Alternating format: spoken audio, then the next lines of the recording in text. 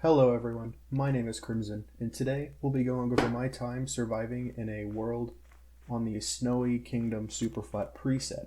This challenge, if you want to call it that, was mainly just inspired by those I survived 100 days challenges, but I didn't want to do exactly that. I just wanted to do something a lot more chill. So, instead of playing on hardcore, I'm just playing on the hard difficulty. I'm not that good at Minecraft, and I just wanted to be able to play the game without worrying about losing the world if I died. And spoiler alert, I did. Like 2 or 3 times. The main thing I wanted to see of this world was just how much I could get done on a super flat world, and just how nice I could make it. So, finally, before we get on with the video itself, I would just like to ask y'all that if you like the video, to please consider just giving it a like and subbing to the channel. I really want to be able to make videos for all y'all, and liking and subbing would help a lot with that. Thank you. So, with all that generic YouTube stuff out of the way, let's get on with the actual challenge playthrough thing. I got pretty lucky spawning next to a village. I was honestly really worried that I wasn't gonna find a village for the longest time, because usually I don't. But hey, it worked out. So, next, I just did the normal Minecraft stuff of looting the village, and then I took the bell and used it to force all the villagers to go back inside their homes so I could barricade them in so I could save them, because, you know, they're a surprise tool that will help us later. After doing all of that and killing the golem, I found one of the few unoccupied houses that were still around in the village and decided to call it my home for now. Then we got into one of those grindy sections of the playthrough. I was worried that since it was a super flat world, that the mob spawns when it became night would be ridiculous, like cranked up to 11 type ridiculous. So, to try and help against that, I started to build a moat around the entire village, which took way longer than I wanted to admit, because at the time I only had access to wooden tools. But after digging most of the moat, I decided I was just going to go take a break and explore the surrounding area and see if there were any other villages nearby. Luckily, there were, and I was able to get some more iron, some more workstations that would have been pretty expensive to craft at the time. I was able to drag some cows from one of the nearby villages back to my village, so yay, another food source. And of course, obviously, just in general, more crops, more food, more saplings to take back home.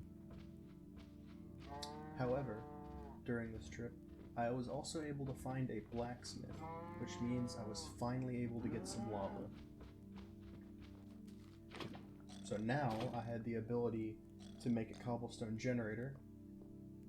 So I went back home, made the cobblestone generator, and then upgraded my tools and went along and just finished digging out the moat and getting the trapdoors placed along it so mobs would fall in if they happened to spawn.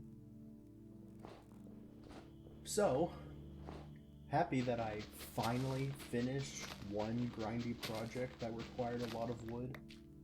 I then decided to immediately start another one. But this time, it's an old-fashioned mob grinder. You know, one of the ones where the mobs just kind of naturally spawn at the top and then eventually walk into water and then get pushed towards the middle and then fall and become one-shot. Yeah, one of those. Honestly, this was easier to make than the moat for me. I'm not sure how. Maybe it's because I've made 1 or 2 in the past when I was younger, when I used to play this game a lot more. But for some weird reason, funnily enough, this mob grinder was also where I experienced my first death of the entire challenge run. So, me, who while building, noticed that I accidentally stayed up too late and that it was getting close to nighttime. So, I decided to MLG water bucket off of the tower. Obviously, as you can see, I most definitely deserve to be in Dream's next manhunt video. Please, Dream, if you're watching, hit me up. Surprisingly, I was able to actually get the grinder to work on my first try. So, after getting that done, I immediately decided to start work on another farm, this time being an iron farm, so I could start getting emeralds really easy, which would speed up the process of getting diamond tools and armor from the emeralds. Like I said, they're a surprise tool. However, the design I was looking at called for glass, and then I realized I couldn't get that done for now because I didn't have any way to get glass besides villagers, and obviously right now they were still stuck inside their houses because I put them there. Go me. So, realizing this, I went back out and looked for more villages. More specifically, I was trying to find a village that had a library, so I could, obviously get lecterns and books, so then I could eventually get my own librarian and eventually get a class trade. Thinking about it, that sentence, to me anyway, would sound really weird in any other context. Anyway, so, after getting back to the base, I then made the first little villager hut for the eventual trading hall. Additionally, during that trip, I was able to grab a bunch of iron, since I not only found just a lot of villages while exploring, but every village had at least one iron golem, so that was pretty nice. But the weirdest thing about this trip was that it took forever to find a library. Normally for me, it's like when I'm playing Minecraft in just a normal world, it does not take long to find a villager with like some sort of library, and it's a small one. But on this world, it felt like 50-something villages before I found one. It took over an hour to find a library in a village.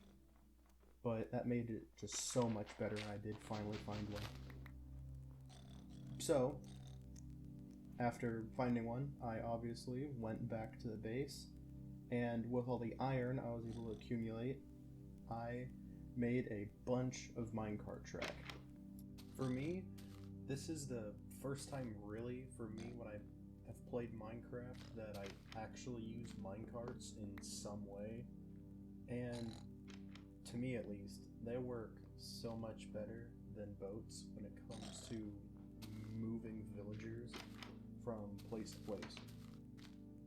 So, the next step in the grind was to make a librarian for a mending book and hopefully at the same time glass, and then also to get a farmer villager so I could start getting emeralds from crops until the iron was done. So, to make sure that I could get a good amount of emeralds from the farmer, I made some more crop farms, ones that were way better from the original ones that came with the village, and I was kind of a dum-dum at this point. To prevent the water from freezing, I just decided to try and put up lampposts everywhere, and it took me a couple minutes to finally remember that I could just put a half slab in the water, and that would do the exact same job for like maybe a quarter of the effort. Guys, I'm smart, I swear. So, I then decided to grind at the mob grinder for a bit, when everything just took a giant turn for the worst. Somehow, while grinding out mobs, a creeper aggroed onto me and then somehow blew up, even though it physically could not see me because I put the half slabs there to block their vision. So, what was supposed to be maybe sitting there for about 5 minutes grinding mobs turned into a 20 to 30 minute ordeal of me just fighting a bunch of mobs while trying to patch up the grinder and everything as they fell on me. But on the bright side, I got like most of the music discs that exist in the game from this, so I can't complain all that much. But at the same time while this happened, a wandering trader actually happened to spawn, so I decided to buy some oak saplings and vines that he happened to be selling at the time, because obviously it's the only way I'm going to be able to get access to those in the world, like it all. So after that, I just went back to what I was doing since I got the whole mob grinder situation done, and decided that I was going to make another villager house. This time though, it was for a cleric, because at the time I just had a ton of rotten flesh, and that would help, also get more emeralds. I will say though, this dude was just so clutch when it became later, because I was just able to buy lapis and XP bottles from him. If it were not for the cleric, this challenge would have taken way longer, and also probably wouldn't have been that possible, honestly, due to the lack of lapis, now that I think about it. So, yeah. So while all that was also going on, I noticed the wandering trader was still around, so I double-checked his inventory when I noticed that he actually had pumpkins on him, which I didn't have, so I bought some of those, and then also made a pumpkin farm. So this just started one of the many times of a process of where I just go in between the mob grinder and the crop farms and just repeat this process over and over again until I have a bunch of emeralds.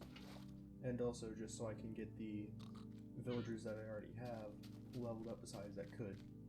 After doing this for a while, I decided to once again change it up and take a break.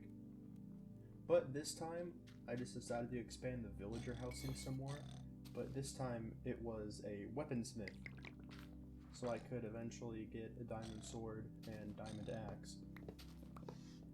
And after doing that, and doing just a little bit more grinding, I finally got my librarian up to a high enough level to where they will hopefully sell glass, but they didn't. So that means I'm just gonna have to do it again. Yay. So the manual grind continued. I again decided to take another break from grinding because it was starting to just get really repetitive, and I just decided this time to just explore the area again. But this time I actually found a blacksmith with some diamonds, and I also managed to find a lot more blacksmiths because I went to who knows how many villages, and I was actually able to manage finding enough obsidian to not only make an enchantment table with everything that I found once I got back, but I was also able to make another portal, which was really nice to get that done out of the way. And I find it funny that it was easier to get the materials to make an enchantment table and a nether portal than it was to get the materials to just find a plain old bookshelf. Sometimes this game just confuses me with its world gen and loot spawns, I swear. But just excited to see what the nether actually looked like on a Superflat world, because I had never thought of actually going in there. I don't usually play on Superflat. I made the portal, but to get it lit, I did have to big brain it, quote unquote, and just use some random combination of wood and lava to hopefully get fire to ignite the portal. It's moments like these I really miss the old villages and the fact that the pathways used to be gravel. Surprisingly, going in the nether, it wasn't completely flat. I was expecting it to either just be like the nether roof, but with netherrack everywhere, or for there just to be one giant lava lake and to not be able to do anything with the nether.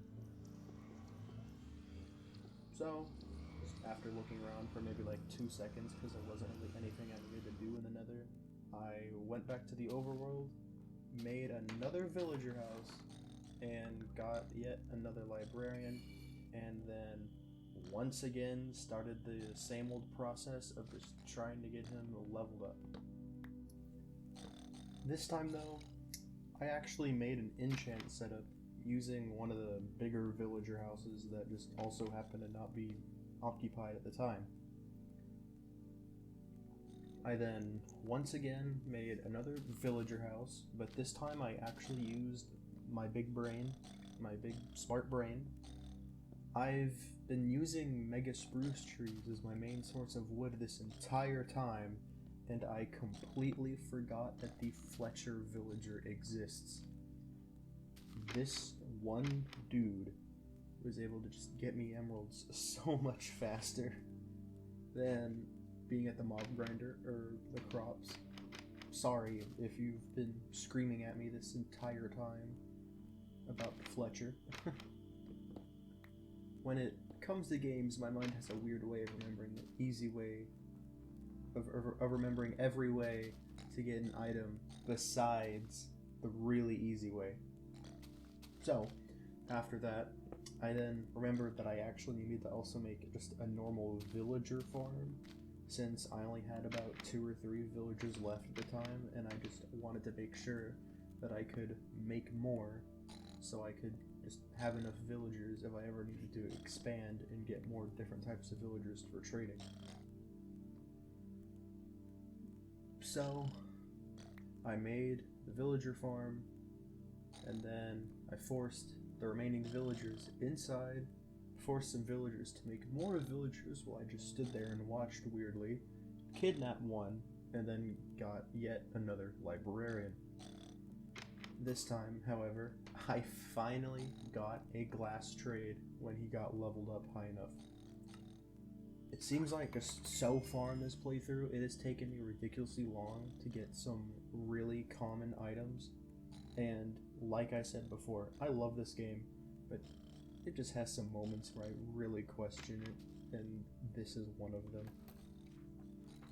So, with glass in hand, I finally was able to finish the one step in the mob grinder that needed the glass, and then just finished the actual structure of the farm and got the villagers moved in. However, when it comes to this iron farm design, it didn't originally call for the zombie going around in the square around it.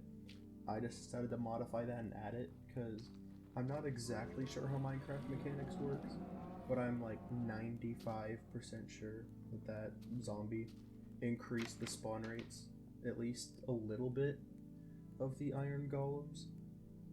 So, once I got done building the farm, all I had to do was wait for the villagers to multiply inside the chamber, and then the actual golems started to spawn. It was very nice to see that working because it's the first iron farm I am actually made ever in Minecraft. I have not made that many farms, and if I have, they are just very basic, like the mob grinder. But by getting it done, I was just able to get so many more emeralds than I had before. It made getting emeralds so much nicer, as I could just do other stuff around the village and then come back and, oh, hey, look, there's like 3 stacks of iron ingots in here. Very nice. So, after getting the iron farm done, just to make sure that it can have as many spawns as it can, and I was more worried about just the amount of entities in a small area, I decided to modify the original mob grinder and just add a way for me to turn it off, quote unquote, which was literally just adding little sections on the top with the glass, and then putting trapdoors on top of that glass so I can open or close them and just control the light that's going on there in a really easy way. I think it worked, because after I did that, the mob grinder just did not really spawn all that much anymore. but that was fine because I could just now get XP from the iron, so it wasn't that bad.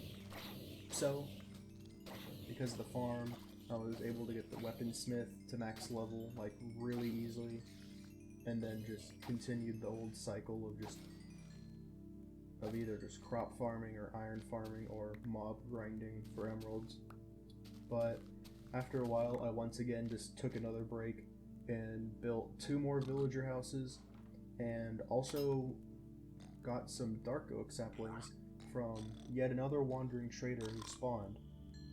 So, with the new villagers acquired, I was able to get them both to max level, which was just really nice because the other ones took forever. So I could, once again get faster access to diamond gear. So another wandering trader spawned, but this time he was actually selling some dripstone. So, me thinking that I would eventually use it to possibly make like an infinite lava farm or something like that, because I think you can do that with dripstone. Correct me if I'm wrong. I bought some and just tried to plan some ideas in my head of how I could use it, but spoiler alert, I completely forgot about it. But it was also at this point in time that I was able to buy a full set of diamond armor from the armor smith and just started working on enchanting it. This whole process took forever. It was just a constant cycle of me going in between the crop and iron farms and then buying either XP bottles, lapis, or new armor pieces so I could get the enchants that I wanted, and then repeating once I got a terrible enchant on level 30. However, after some time, I was able to get my armor to a place where I actually felt fine wearing it. I had enough enchantments that I felt like the armor was basically done. So, right after I got done with that, another wandering trader spawned. This time, however, he was selling both sugarcane and melons, which were just another source of crops that I just did not have, so I just immediately bought those. However, he was also selling sand at the time, and I thought about buying some, but I just decided not to, because, I have a big brain, even though he could sell cactuses, which is another source of crops that I just don't have, and the only way to grow them is on sand. Spoiler, I buy some later on, and then I just realized I don't have sand to put them on. Uh-oh. So yeah, it was also around this time that I just noticed that the mob grinder had just completely stopped working. Like, there was maybe like one mob every it was so infrequent, I can't even really judge how many minutes were in between each mob spawn. But I'm really confused about this part. So I went up on top and then went inside of the mob grinder, and just somehow all of the water was gone. I don't know if somehow an enderman got rid of the water, or maybe somehow the water froze and then the ice blocks disappeared. Maybe it was a combination of both. It just somehow the water was just completely gone somehow. So after quickly fixing that, it was just back to the normal grind, if you want to call it that. So I built new farms for the sugarcane and melons, which did really help when it came to getting emeralds. And then I finally decided that it was time to start working on all of my diamond tools.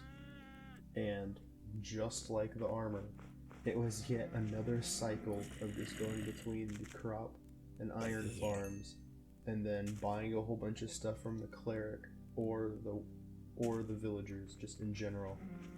And then once again repeating because I got yet another terrible enchant on level 30. But when it comes to the pickaxe that I had, it barely took any time to get it to what I needed. Efficiency 5, Unbreaking 3, Mending, that took no time at all. It was really easy. But the sword this is the one I decided to do after that, and this one took forever.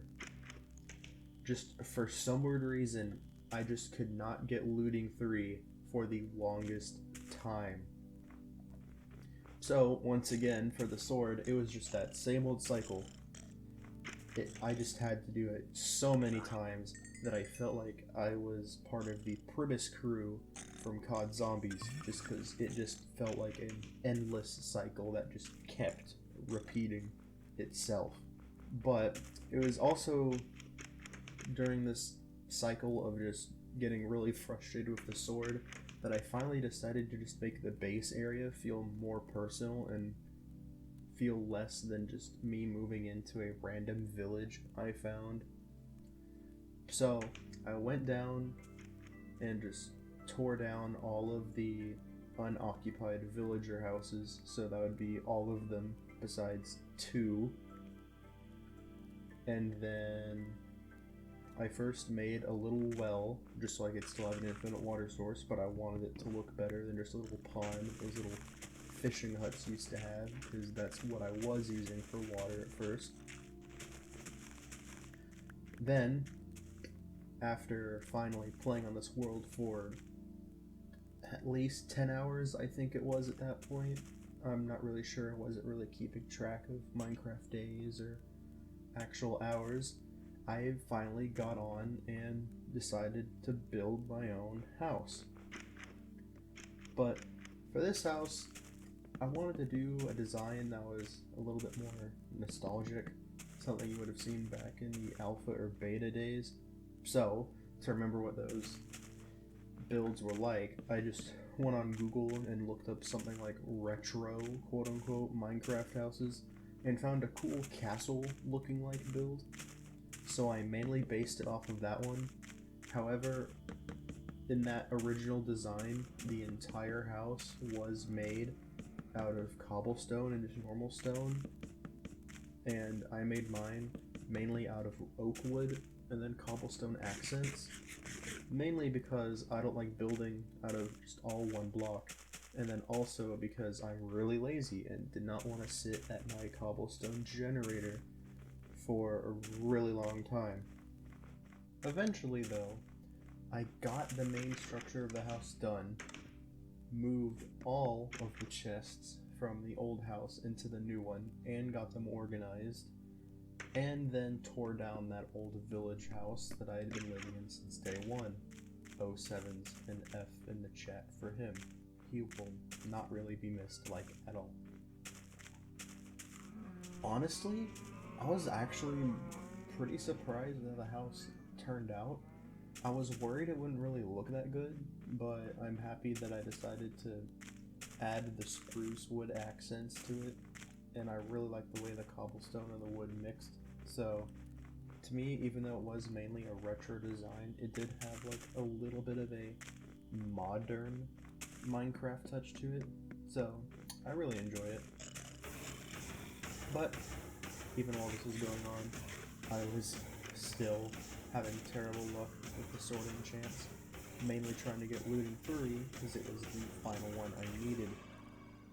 So, while that was going on, I just decided to just continue to try and make the place look more homey. Though, this time, I just made a whole bunch of paths around the area, connecting the house like the well, the villager area, the nether portal, the crop, villager and iron farms, and just etc, etc. Trying to make everything feel connected and nice. It was also during this time that I finally remember those vines I bought a long time ago. So while I was making paths everywhere, I just made a tiny little vine farm just by putting up a 4x1 wall and then just putting the vines all over it. But it's simple, but I think it honestly just works fine. I don't need anything fancy for vines. But right after I finished the paths, I was finally able to get looting 3 on the sword. Or on a sword. But because of that, I was just able to combine all the swords that I had into one good sword, and was finally able to make a sword with literally every enchant on it. In all of my time playing Minecraft, I have never had that bad of a time trying to get looting 3 from an enchant table. I mean, sure, usually it takes a little bit amount of time, but the time it took for me this time was just way worse than it ever has been for me.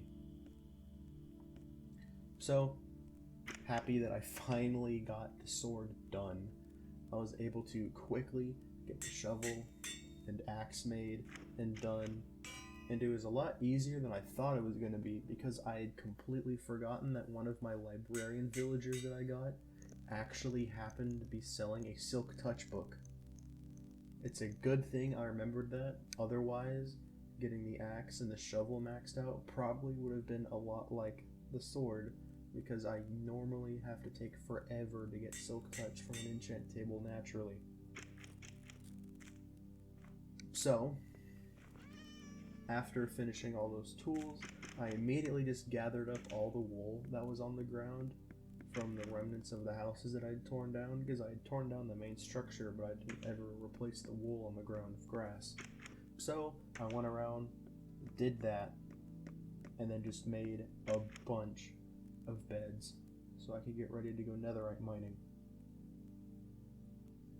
So, then, while netherite mining, using the bed method of just placing a bed down, putting a block in front of it so I don't take as much explosive damage, and then clicking on it so it blows up everywhere, I got really unlucky and only actually found around 7 ancient debris, and I had like 20 something beds in my inventory, so that was like 20 something giant explosions that happened, and I somehow only managed to find 7? Normally when I go netherite mining and I do that method, I usually get at least like 5 or 6 more. So yeah, that wasn't fun. Seems to be a constant theme of just bad luck during this series. I mean, not really bad luck, just luck that makes everything just take way longer. So, after seeing this, I really did not want to leave, go back to the overworld, and have to come back to the nether. So, I just decided I was just gonna spam my diamond pickaxe everywhere and just make a giant quarry. And I ended up mining for about another hour and a half to 2 hours. Just running around, just getting rid of dozens of ancient debris. Almost broke my diamond pickaxe, and it was at full durability when it started, until I got 32 ancient debris in total, and then just a ton of nether gold that also happened to be laying around. I got back afterwards, and then saved up for one final time to around 50 emeralds so I could buy 2 more pairs of diamond boots from the armorsmith.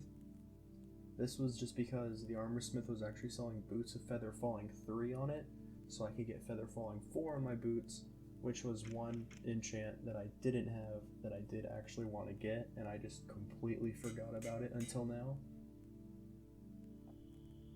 So, after finally making all the netherite ingots, I put them on my tools and armor and upgraded all my gear.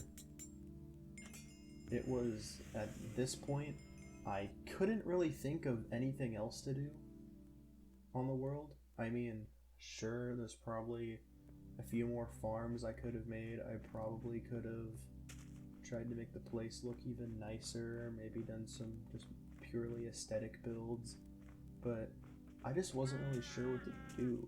I mean, sure, a Superflat world in this case is just a literal blank canvas for me to do anything, but I'd rather just wait and see if I could just think of anything outside of recording and playing, instead of just trying to just randomly think of something to build while playing and just end up building for the sake of build, just so I can say, hey look, there's no empty space. Welp, and with that, this playthrough, for now, unless y'all want to see more, is done. I actually had a lot of fun playing this, even with all of the grinding and bad luck that I had. So, just overall, I really hope all y'all enjoyed this video, as I had a lot of fun making it. Especially since this is my first time ever making a video, so I know it's probably not the best, but I do hope to get better in the future. So, with that, I hope y'all enjoy your day, and I hope y'all enjoyed the video. See ya!